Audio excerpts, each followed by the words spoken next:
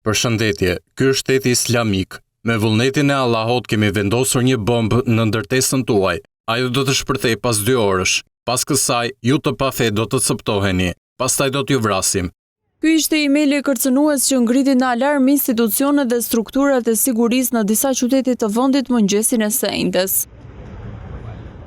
Mesazhi me përmbajtje terroriste mboriti në adresat elektronike të disa institucioneve nga një adresë ende e pa identifikuar, ndërsa pretendohet se në godinat e tyre ishin vendosur bomba që do të shpërthenin brenda 2 orësh. Alarmi aktivizoi menjëherë policinë e shtetit dhe strukturat e specializuara. Në Tiranë, kontrollet ushtrin edhe në 2 prej institucioneve më të rëndësishme të drejtësisë, prokurorinë e posaçme dhe gjykatën e posaçme. Në ambientet e SPAK u angazhuan strukturat e antiterrorit, qenë të trajnuar dhe pajisje të specializuara për verifikimin e çdo hapësire të dyshimt.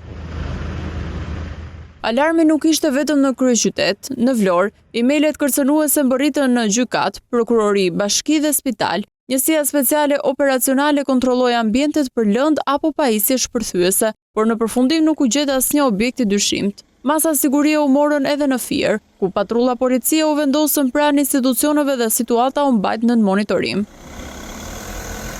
Nga të gjitha kontrollet e kryera deri tani, policia e shtetit konfirmon se nuk është konstatuar asnjë bombë apo material tjetër eksploziv dhe u ka bërë thirrje qytetarëve të mos bien në panik. Por ndërsa alarmi në terren rezultoi pa bazuar, hetimi tashmë është vendosur në gjurmët digjitale të autorit. Drejtoria për hetimin e krimeve kibernetike, antiterrori dhe agjenci të tjera ligjzbatuese u punojnë për të identifikuar personin apo personat që qëndrojnë pas mesazheve, si dhe origjinën e adresës elektronike nga e cila u nisën kërcënimet.